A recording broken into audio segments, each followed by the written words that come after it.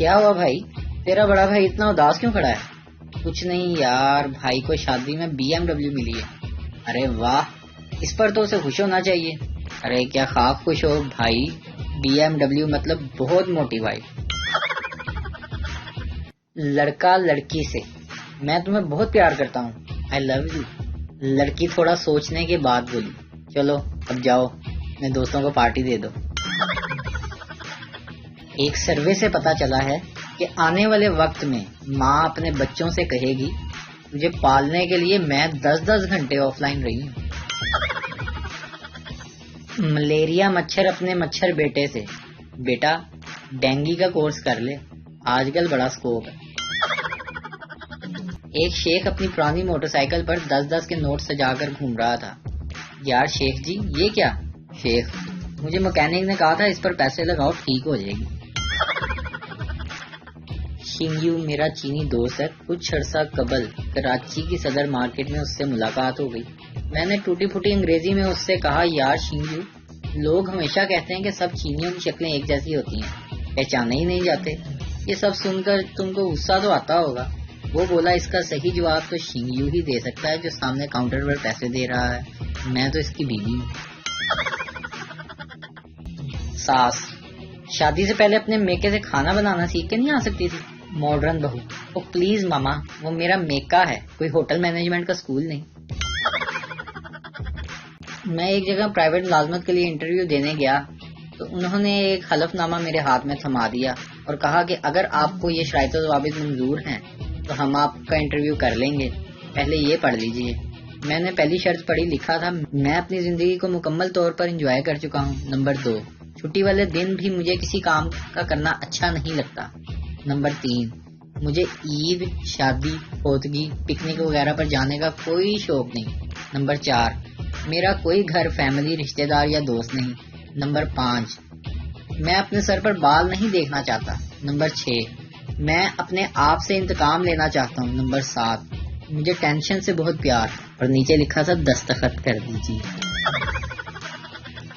دنیا میں ایک سانپ ایسا بھی ہے جس کا جسم ہر سیکنڈ 0.5 سینٹی میٹر بڑھتا ہے، یعنی ہر 200 سیکنڈ میں وہ 1 میٹر تک لمبا ہو جاتا ہے، مگر جو ہی اس کا منہ اس کے جسم کو ٹچ ہوتا ہے تو وہ وہیں مر جاتا ہے۔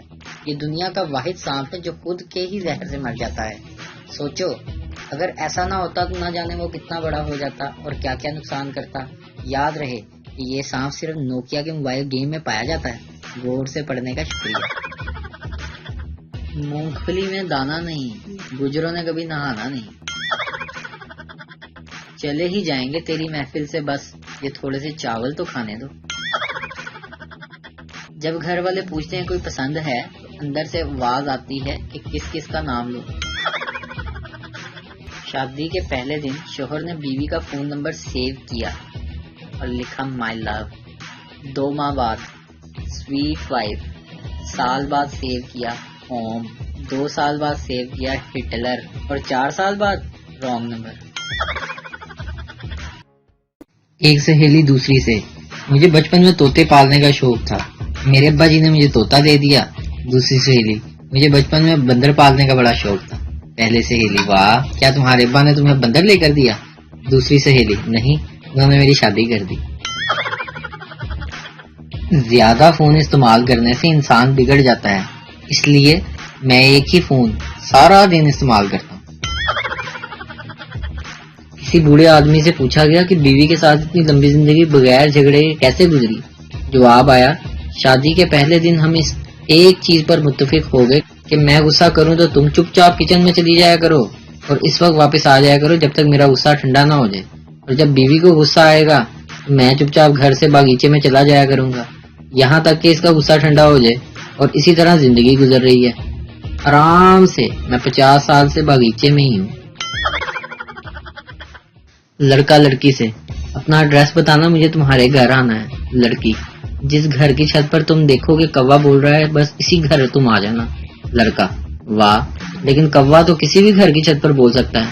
لڑکی، تو تم نے بھی تو جوتیاں ہی کھانی ہے نا، کسی بھی گھر سے کھا لینا۔ جس دن شوہر کی قمیض میں رکھے پیسے محفوظ رہنے لگے تو سمجھ لینا پاکستان سے کرپشن پاک ہونا شروع ہو گئی ہے۔ ٹھنڈ کا یہ عالم ہے کہ مچھر بھی اب کان میں آ کے بولتے ہیں بھائی قسم سے کاٹیں گے نہیں، بس رضائی کے اندر تھوڑی جگہ دے دے۔ مجھے 10 روپے ملے ہیں، جس کے بھی ہیں وہ اپنا شناختی کارڈ، بے فارم اصل تصویر اور 1000 روپے دے کر لے جائے، شکریہ۔ کچھ لوگ نماز کے بعد سلام پھیرتے ہی موبائل ایسے چیک کرتے ہیں جیسے نماز کی قبولیت کا میسج آنا ہو۔ ایک بادشاہ نے خوشی میں سارے قیدی رہا کر دیے۔ اچانک اسے ایک انتہائی عمر رسیدہ شخص نظر آیا۔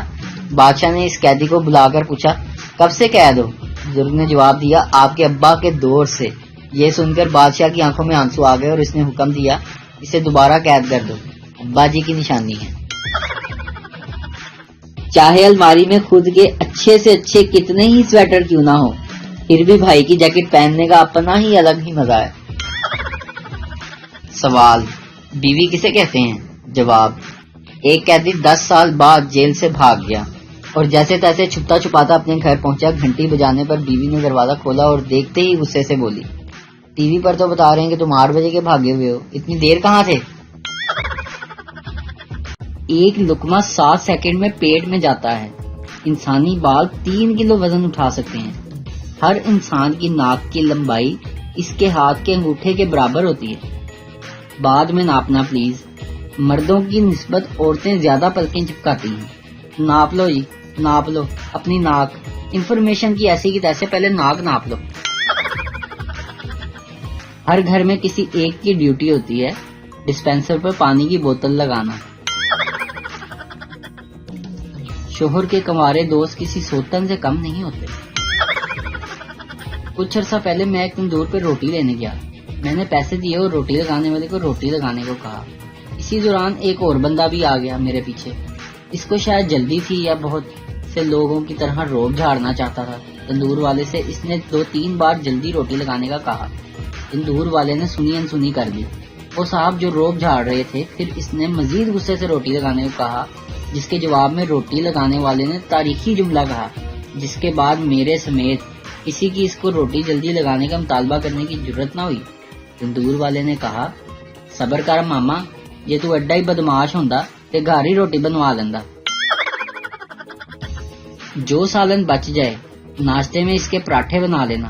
یہ ہنر صرف پاکستانی ماؤں کو ہی آتا ہے۔ ہم پاکستانی بہت امیر ہیں، لعنت بھی لاکھ کی دیتے ہیں۔ پاکستانی قوم مظلوم کی بددعا سے کم اور خسرے کی بددعا سے زیادہ ڈرتی ہے۔